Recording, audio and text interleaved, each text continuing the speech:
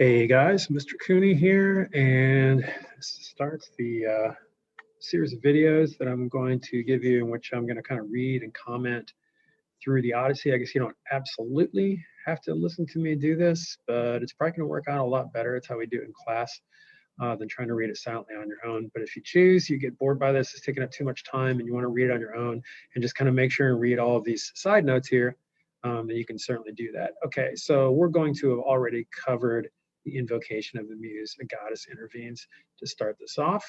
And so we're going to go to book 5, and that's where we're going to start. I'm going to zoom in here a little bit so we can really see the text. And here we go. So for 7 of the 10 years, Odysseus has spent one. So that if you haven't noticed, and I didn't make this clear before, the text that's in italics is not straight from the Odyssey. It's kind of paraphrasing the gaps between the books that we're looking at. So we're not reading books 1, 2, 3, 4, 5, it's not all together, okay? So for 7 of the 10 years, Odysseus has spent wandering the Mediterranean Sea. He's been held captive by the goddess Calypso on her island. So this comes to it's the last very long adventure of all the places he is before he tries to maybe get home. So as book 5 begins, Zeus sends the god Hermes to tell Calypso to release Odysseus. However, she's only to help him build a raft. He must sail for 20 days before landing on the island of Scheria, where he will be helped in his effort to return home. Okay, so the actual text here. Let me make sure I've got all of it showing. Okay, I'm going to zoom back in. Sorry, I'm making this up as we go along. There we go. No words were lost on Hermes the Wayfinder, who bent his tie to his beautiful sandals on, ambrosial, golden, that carry him over water or over endless land in a swish of the wind, and took the wand with which he charms sleep, or when he wills awake the eyes of men. So wand in hand, he paced into the air, shot from Pieria down to sea level, and veered him to skim the swell. A gull patrolling between wave crests on the desolate sea will dip to catch a fish and douse his wings. No higher above the white caps Hermes flew until the distant island lay ahead, and rising shoreward from the violet ocean, he stepped up to the cave. Okay, there's first of many epic similes that we'll see. So you can see the action of Hermes flying above the wave tops is a supernatural, almost unimaginable event, right? But to compare it to a gull patrolling between, if you've ever been at the beach and you've seen like a gull or a pelican or something, kind of like flying along the tops of the waves looking for a fish you might catch, okay, same kind of action, right? Picking up on line 15. Divine Calypso, the mistress of the isle, was now at home. Upon her hearthstone, a great fire blazing, scented the farthest shores with cedar smoke and smoke of thyme, and singing high and low in her sweet voice before her loom a weaving. She passed her golden shuttle to and fro. A deep wood grew outside, with summer leaves of alder and black poplar, pungent cypress. Ornate birds here rested their stretched wings.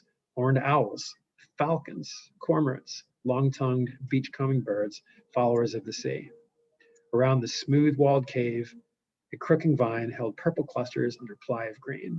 4 springs, bubbling up near one another, shallow and clear, took channels here and there through beds of violets and tender parsley. Sounds like a pretty idyllic place, right? Notice the descriptions of the animals. You're going to have a question about that, I believe. Okay, so Hermes is the messenger god, bringing a message.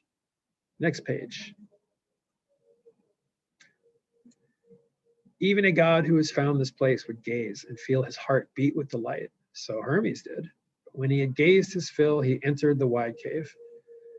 Now, face to face, the magical Calypso recognized him, as all immortal gods know one another on sight, though seeming strangers far from home.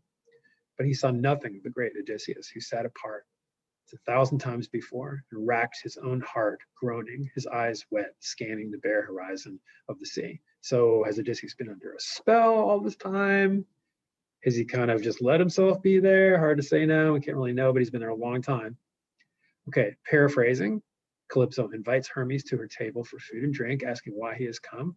Hermes explains that he was brought with an order from Zeus that Calypso must not detain, hold, right, and Odysseus any longer, but send him on his way home. She reluctantly obeys, agreeing to offer Odysseus her advice about how to get home. Okay, picking up on line 43. The strong god glittered left as he spoke. And now her ladyship, having given heed to Zeus's mandate, went to find Odysseus in a stone seat to seaward, tear on tear brimming in his eyes. The sweet days of his time were running out in anguish over his exile. For long ago, the nymph has ceased to please. Interesting choice of words there, as Odysseus. Is he basically having an affair with the sorceress? Kind of suggests that, doesn't it? So is he under a spell? Is it not his fault? These are the kind of parts that we may not be able to relate to thematically from a modern point of view, right? Is he just having a good time, but he's crying, he wants to get home? Okay, starting on line 50. Though he fought shy of her and her desire, he lay with her each night, for she compelled him. But when day came, he sat on the rocky shore and broke his own heart, groaning, with eyes wet, scanning the bare horizon of the sea. Now she stood near him in her beauty, saying, "O forlorn man, be still. Here you need grieve no more. You need not feel your life consumed here, except for the last 7 years that I've kept you here. I have pondered it." Hermes is making me through Zeus, "and I shall help you go." Starting line 60. Swiftly she turned and led him to her cave, and they went in, mortal and immortal. He took the chair left empty, now by Hermes, where the divine Calypso placed before him victuals and drinks of men. Then she sat down facing Odysseus, while her serving maids brought nectar and ambrosia to her side. Then one's hands went out on each one's feast until they had their pleasure. And she said, top of the next page, "Son of Laertes, versatile Odysseus, after your years with me, you desire your old home. Even so, I wish you well. If you could see it all before you go, all the adversity you face at sea, you would stay here and guard this house and be immortal. Though you wanted her forever, that bride, Penelope, for whom you pine," which means miss, right, "each day, can I be less desirable than she is? Less interesting? Less beautiful? Can mortals compare with goddesses in grace and form?" She's offering him immortality if he stays. But to this, the strategist Odysseus answered, line 81. "My lady goddess, here is no cause for anger. My quiet Penelope, how well I know, would seem a shade before your majesty, death and old age being unknown to you, while she must die. Yet, it is true, each day I long for home, long for the sight of home." With Calypso's help, Odysseus builds a raft and sets out to sea. Paraphrasing here, for 17 days he sails until he is in sight of Scheria. For 3 more days he is pummeled by storms and finally swims for the island. Obviously, this is kind of unrealistic. He makes it safely ashore, crawls to rest under some bushes. A man in a distant field, another Homeric simile here, no hearth fires near, will find a fresh brand in his bed of embers to keep a spark alive for the next day. So in the leaves, Odysseus hid himself. So being like the word like in a simile, right? Just like that, Odysseus, he's like a burning ember of a fire, just barely there. While over him, Athena showered sleep, and his distress should end. And soon, soon, in quiet sleep, she sealed his cherished eyes.